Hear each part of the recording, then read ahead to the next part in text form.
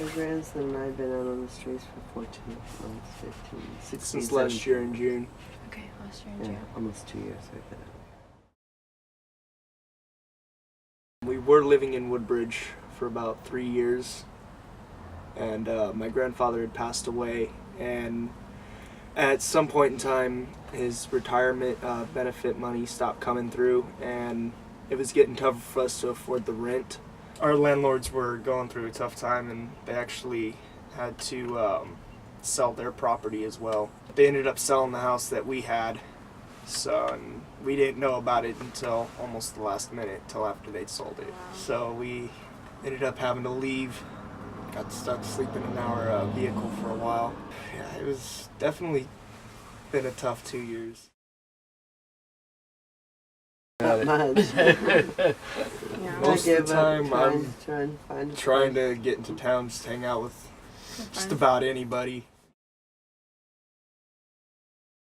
all kinds of things. I used to do yard work, making things.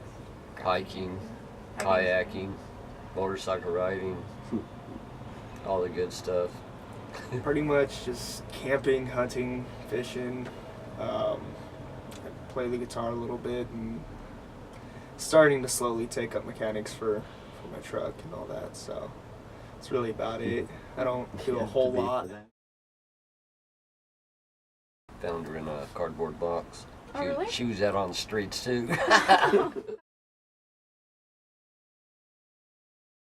We met at Alton over at Flying J's, and we talked for a long time.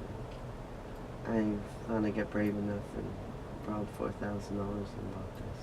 Paying it back, but at least we have something else besides our triangle. We do normally have a heater in here. We just run short of funds this month. Out of gas and propane and just about everything else. It gets rough sometimes, just like right now. No gas, no propane, no heat. Borrowed a propane tank just to hook up so we can turn the stove on and get a little heat in. It gets rough. Sad thing about it is I'm the VA. They don't offer nothing. Served my time. Other than the Vietnam War, 3 years, still can't get nothing. You know, they laugh a little bit, you know. It's kind of funny. I think the hardest part out here is air. You know, going from one way of living to this has definitely been a very hard settlement. I was so used to pretty much going out every day, and kind of got stuck trying to still get out every day, but just pretty much sitting here every day is really actually just starting to get to me at this point. It's definitely taking a toll. And it can happen to anybody. I was making $130,000 a year, and here I am. I really don't mind it. They get a little depressed. But they get better. I'm used to this. I'm used to having a home. They were actually living in their car. Oh God, Yeah. it was miserable.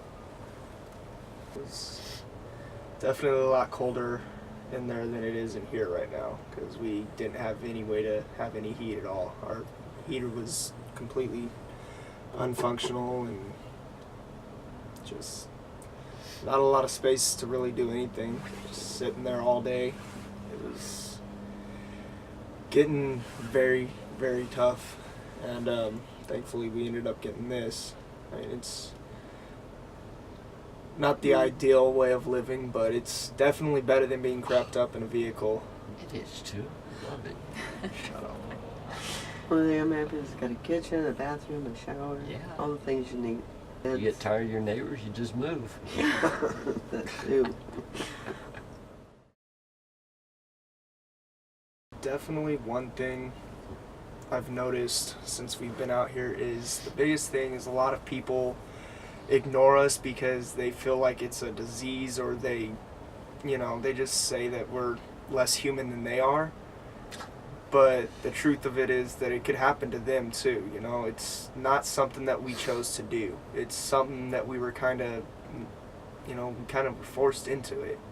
you know, I'd love to be able to wake up in a bed in a house every day, just like everybody else, but unfortunately I can't. So we really just have to live with what we got right now. Just wish other people would sometimes just sit here and listen like you guys are, and take the time to understand this is not the way that a lot of people choose to live. It's never a choice. I mean, it's always an option, but I don't see why anybody would want to.